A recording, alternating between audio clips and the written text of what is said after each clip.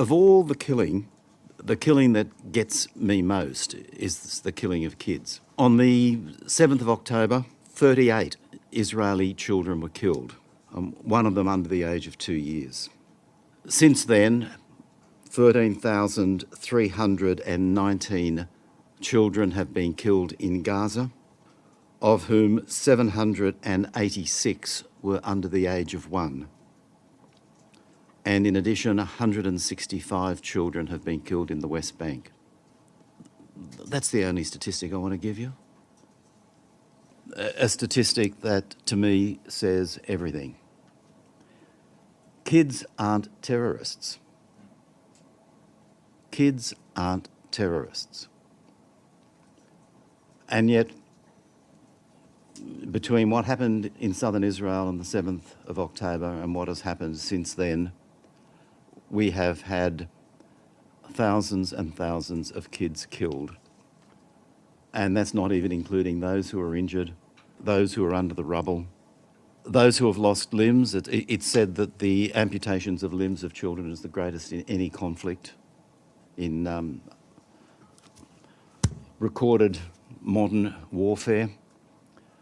Kids who have lost parents. You know, I wonder when the current Israeli Prime Minister Netanyahu talks about finishing off Hamas.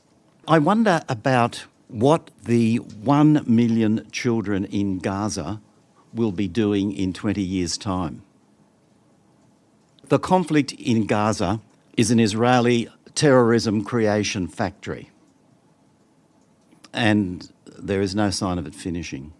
The UNRWA decision, or the UNRWA legislation, has very serious implications because UNRWA is the principal deliverer of, or vehicle for the delivery of aid and assistance to Palestinians, and is also the principal service provider.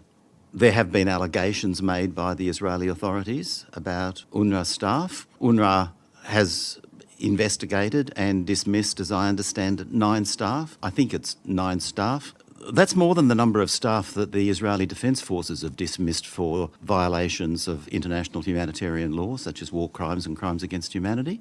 UNRWA at this stage is doing far better than the IDF in dealing with allegations and investigations of misconduct by employees. And 9 staff out of in excess of 13,000, to be perfectly frank, is significantly fewer than what I would have expected. And UNRWA has acted. So the suggestion that UNRWA can be excluded because of some links with terrorism is not supported by any established facts at all. But the interesting contrast, though, the ironic contrast, is that UNRWA has saved Israeli taxpayers billions of dollars over the last 57 years. Billions. Because Israel, as the occupying power under the 4th Geneva Convention, is responsible for the care, protection and the provision of services to persons under occupation.